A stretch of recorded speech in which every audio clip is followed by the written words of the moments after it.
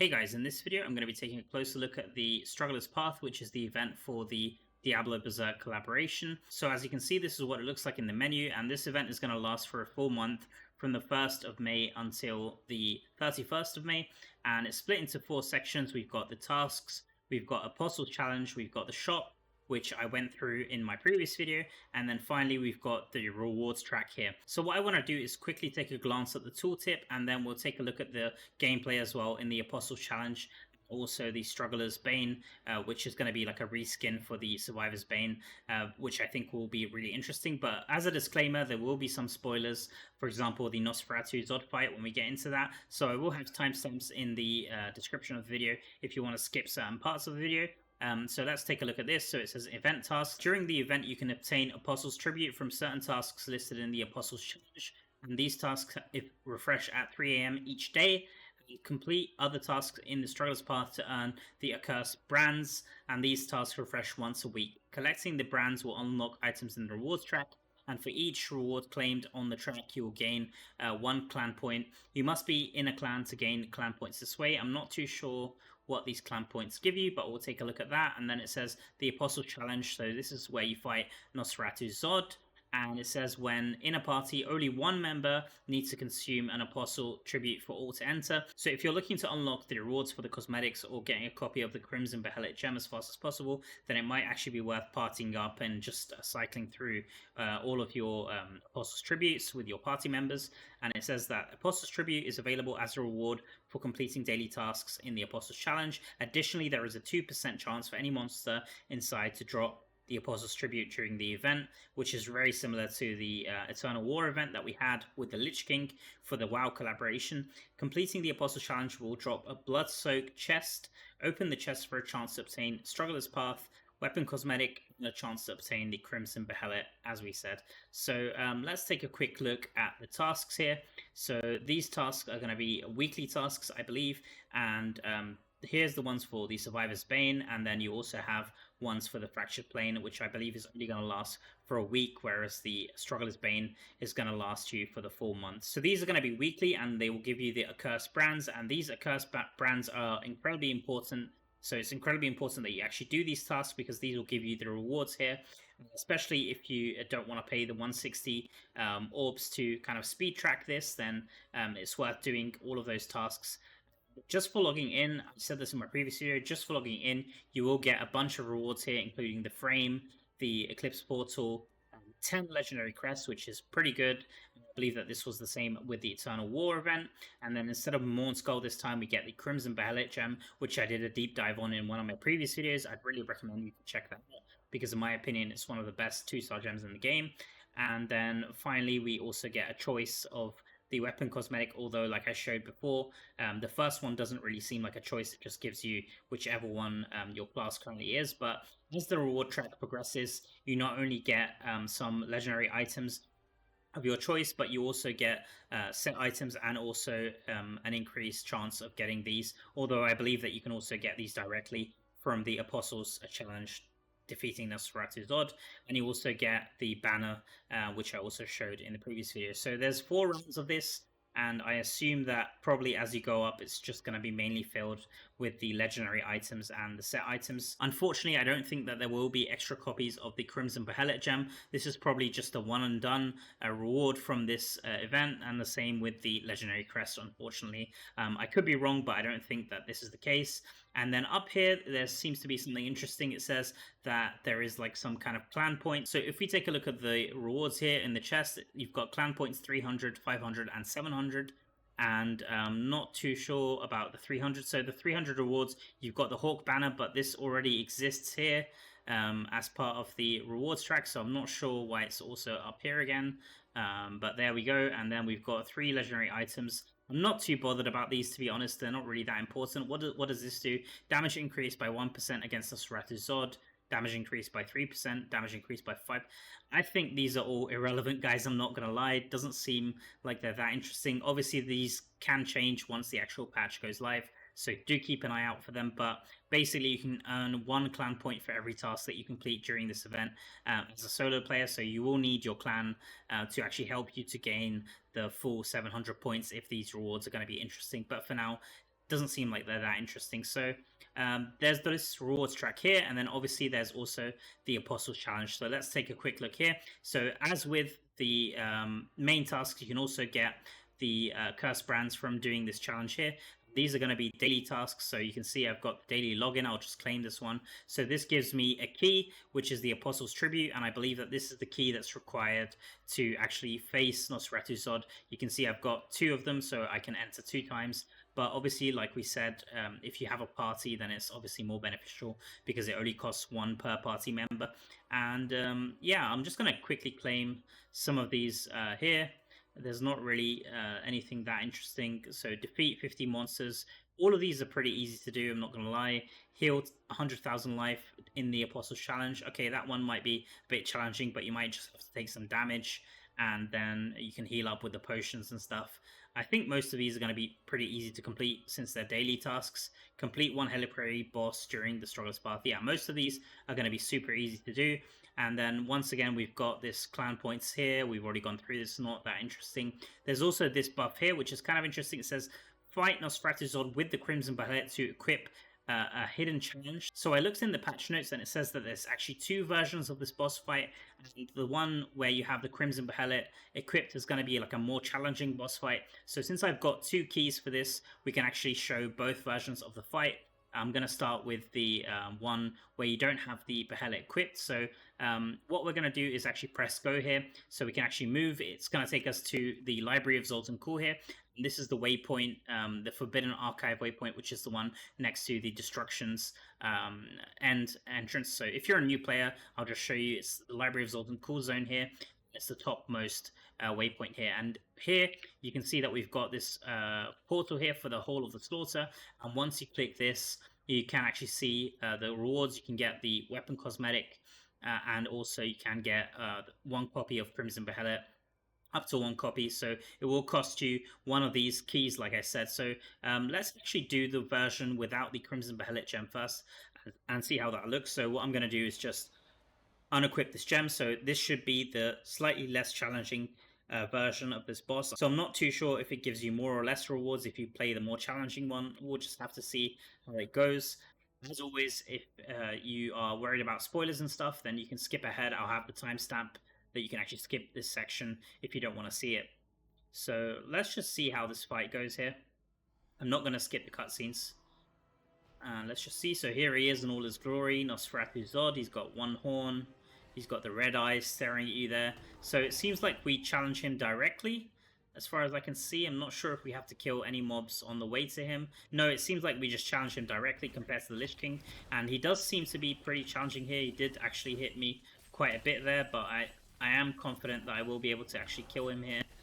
Let's just see how this goes here. Oh, wow. So he actually grabs one of the pillars there and it starts flinging it at me, trying to hit me with it. Oh, I want to avoid that. I couldn't avoid it. Okay, let's grab some of these health globes here. Okay, seems like there's another cutscene here. Interesting. I'm not going to skip it again. So it seems like he's going to flap his wings and fly up. Where's he going to? Oh, seems like he's going to do some attack here or something. Not too sure. So there's my character. What's he trying? Oh, he's just trying to like intimidate us. Okay, so I'm going to heal up here. And hopefully I can take him down. He's about halfway now. Okay, almost down. I do like the cutscenes in this fight, I'm not going to lie, but it seems like that's it. So it seems quite an easy fight. It might be a bit more challenging on Inferno 6, I'm not too sure. But it seems like we haven't actually killed him. He's just going to try to escape from what it looks like. But luckily for us, he has dropped some rewards here. Granted, these rewards are not great at all. Just some blue items and yellow items. So obviously I didn't get lucky with the drops. So what we'll do now is try the fight one more time with the Crimson Behelit equipped. So luckily I do have 1 more key. So I don't think there's anything I've missed. There's no chest or anything I've missed here. It's just a very simple map. So compared to the Lich King, where we had to actually defeat some mob on the way to him, this seems just like the boss. It just completely moves you towards the boss directly, and you just have the boss fight. So let's go ahead and equip now the Crimson Behelit gem and see if there's any difference. Got the rank 10 Crimson Behelit here, and let's enter. I don't think there's going to be any difference. Doesn't seem like there's any difference from so far, but let's just enter here and see if there's any difference in the fight. So there we go. Let's see how this looks here. So far it's looking the same. Boss kind of looks the same, doesn't look any different to me. Unless I'm blind, I'm not sure. Might have to skip some of these cutscenes if they're the same as before. But the boss also has the same amount of health here. Maybe he has got like an enrage, I'm not sure. It's also got 8 million health. Doesn't seem like there's any difference here. The second cutscene, so he sprouts his wings from his back. There we go. And it's more of the same. He's going to fly up and then come down, do a roar in our face. But yeah, it doesn't seem like there's any difference so far in this fight. Unless I'm missing something, you guys can let me know. Maybe he's a bit bigger. I'm not sure. I'm not sure, to be honest. He's going down pretty easily, though. Let's see if there's any difference in terms of the rewards. Oh, okay. This is a bit different, I think. So now we've got a different cutscene for this one here. We chopped off his arm. He's reattached it. Does a growl. Okay, interesting. This looks a bit different. Okay. And then? Okay, we just killed him there. Okay, gosh, I'm not sure. I'm not really impressed by this, guys. I'm not going to lie. I mean, I like the cutscenes, but the fight itself is... Okay, so this time we got a legendary item, and unfortunately we didn't get any of the cosmetics. So you will have to do this fight a few times, so thankfully, at least it's a quick fight, I guess, if you're looking to get the cosmetics as fast as possible. And you will have to replay it a few times to be able to get those. But the other thing is that just by completing some of the tasks, you will be able to get the cosmetics that way, just through the rewards track, rather than actually just by fighting him more specifically. But yeah, that was kind of a bit of a anticlimax, I have to say. I was hoping for a bit more, I'm not going to lie. But there we go. That's the Apostles fight. And if we go back to the Struggler's Path here, the other thing that I do want to mention before I move on is that along with the rewards track here, we will also have the standard events center rewards track, which I believe is going to be called the Matron Retribution. This is a bug. Obviously, it's just a placeholder name. It says Expedition Title 3. But I do believe that we will also have this rewards track with the Matron Retribution, where you will be able to earn more of the usual rewards, like the Telluric Pearls, the keys, the extra gems, and a few more legendary gems as well from this. What I'm going to do now is claim some of these rewards that I have unclaimed. And let's actually move on and show the Struggler's Bane. Hopefully that's a bit more interesting than the Apostles Challenge here. I'm not sure if I can get to the next rewards track. Can I actually get to the second one to show you guys? No, I cannot just yet. So what I'm going to do is actually go ahead and move to the Struggler's Bane here. So let's just press go and see. I think that this is going to take us to the same spot as the Survivor's Bane in Westmarch. And I'll quickly also show you the gameplay for that. So it's taking me here, like I said, next to Deckard Cain's workshop with the Survivor's Bane here. And you can access it in this corner here, enter Survivor's Bane. I do believe it will be called the Struggler's Bane rather than Survivor's Bane. Let's just see how this works here. I'll try to do a quick run. So this looks like more of the same how it was before, although it does have like a red outline. I'm not too sure if I'm going to be playing until I unlock the Endless mode. I'm hoping that we can see how the gameplay is just from looking at the chassis here. But we've also got these achievements here, which are more of the same. This just looks very similar to the previous Survivor's Banes that we've had. So let's just jump right in and see if there's any difference in the gameplay. I'm hoping that there is. So I did see some eclipse or some timer like that. So it says for a limited time, the Survivor's Bane becomes Struggler's Bane, allowing players to experience the eclipse in all maps. The eclipse will last for 60 seconds, during which all damage dealt by the player will be increased, but all monsters will have increased move speed and spawn more frequently. Okay, so that's actually good. Having more monsters is going to be better, because to be honest, sometimes for these lower levels, I find that it's actually kind of boring. So we've got this playstyle here. I'm not too sure about this. It's like rotation on phone. I don't have this option on PC. Normally I'll just keep this as it is. Okay, so the map is actually different here. You can see that we've got these demons here. I do like the look of this map. It's kind of like a Bloody Plains field here.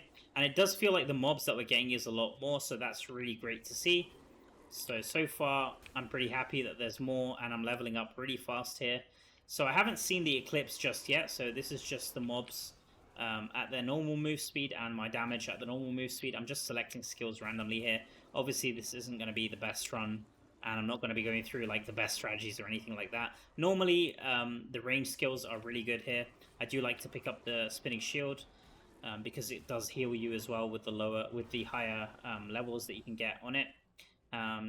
Let's go for the Golem. So usually I like going for pets and also range attacks here, just to cover as much of the area as possible. So we still haven't got the Eclipse here, which is a bit of a shame. I do like the map, like I said, and also the increased mobs, but I'm just going to try to play at least until I get the Eclipse. So here we go. The Eclipse darkens the sky, more damage and more monster move speed. So the Eclipse is going to last for a minute. So I do see that the mobs are moving slightly faster. I'm not too sure if my damage is more. Maybe. Yeah, it definitely feels a bit more. I did take that elite down pretty quick there. But I think aside from this Eclipse feature and the different map, there's not really that many changes. I do like these changes though, I'm not going to lie. It would be nice. I mean, I do like these runs, especially when they go a bit quicker and you can get your rewards a bit quicker. It's always nice.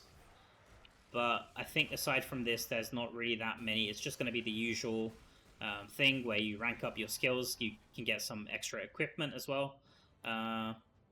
So here you can click Show Class. I'm not sure if this was here before, but I guess if you're a new player and you're not familiar with where these skills exist, then that might be useful for you.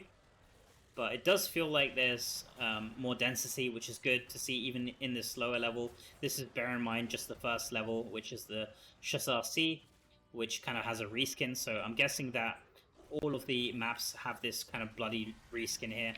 I'll just try to finish this run here as fast as I can for you guys, and we can kind of wrap it up there, I think.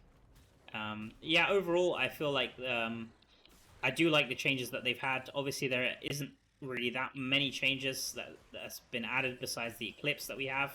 So in terms of gameplay, I'm hoping that this gives people enough variation. I mean, personally, for me, I find that Survivor's Bane is pretty fun to at least play once when it does pop up again. I know a lot of people seem to really love this kind of auto-battler style, just running around mindlessly killing the mobs and leveling up your skills. So I'm sure that people will like this and it will be kind of a fan favorite.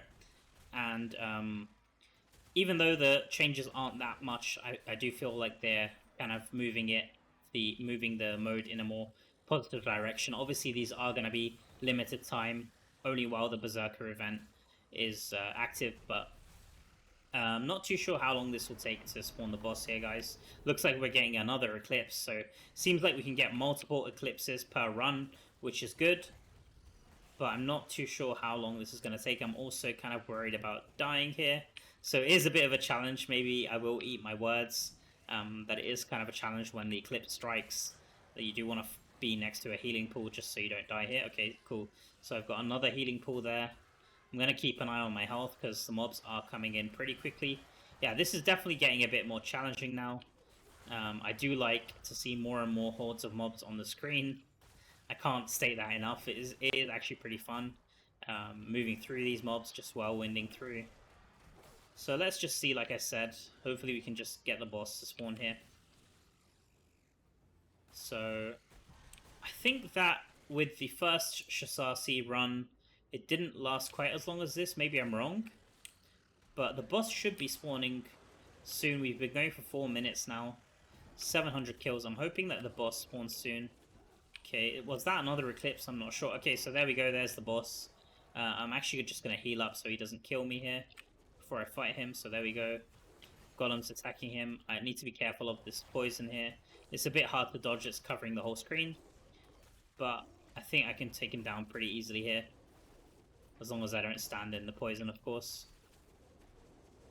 So it doesn't seem like the boss itself has any differences compared to how the Survivor's Bane was before. So there we go. Would have been nice if the bosses also had some kind of Berserk theme to them, but just seems like they're the standard bosses for now. So I think that's about it, guys. So there we go, guys. Shasasi is complete, and now I have the Cemetery and also Endless mode, where I'm sure you can activate probably the Stampede mode again instead of this default mode once you've actually completed it the first time, which is kind of a favorite of mine. Having more mobs and just a lot of craziness on screen is always nice.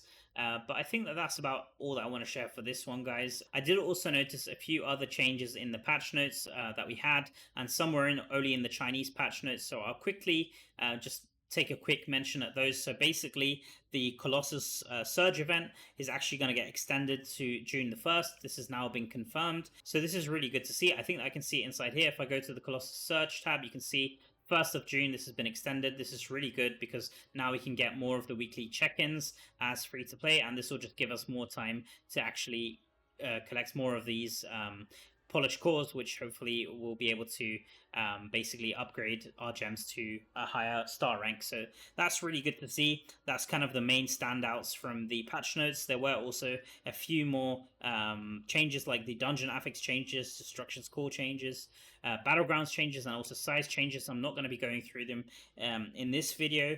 There was also some change to the drop pool of the gems, which actually looks pretty cool. I'm also not going to go through it in this video. There is one change which really impressed me, which is that the familiars can now attack the dummy. So I've just moved in. As you can see, I haven't done any game rejoining or anything like that. Let's quickly take a look at the familiars tab here. So my familiar is a Brood Talon on defensive mode. I do have the Golem skin, which I've equipped, but since it's on defensive mode, basically I'll have to attack for it to attack. Let's just see if that works here. So I'll attack, and as you can see, the dummy is attacking here. The other really cool thing is if you go to the breakdown, you can see that we actually have damage from familiars breakdown included in the breakdown here, which is really, really good. This was kind of driving a lot of us mad, people who like to die hard kind of test on the dummy. This was driving us all mad, so I'm really happy that this has actually been fixed now. And another peculiar thing which I kind of saw with these familiars here is that they kind of, some of them had some different colors, and I noticed some weird stuff with the traits here. We can see that there's like a subspecies here. I'm not too sure what this is. This could be the reason why some of the pet food, the spirit core, has disappeared mysteriously from the live version of the game. I'm sure that the devs will fix that sooner than later, but yeah, I'm not too sure what this subspecies thing is. I can see that it's on a few of these pets here, but I don't want this video to get too long. I don't want to dive too far into it. I'm sure that this will be revealed in due time, and I don't want us to get too far ahead of ourselves. So I think that that's about everything that I want to share for this one, guys. The last thing that I want to mention is that the Winds of Fortune event will be live tomorrow from May the 1st until May the 8th. So you could always use it. What I like to do is use it on the Sunday, so I could make use of it for both Sunday and Monday to cap my weekly gems and also daily gems as fast as possible. So I do hope that this video has been useful. If I've missed something, or if you have any questions or queries, then do leave a comment below. I always love reading your comments, and I will try to respond to them as fast as I can. But for now, I want to wish you all a good day or a good evening wherever you are, and I'll catch you all in the next video. Peace.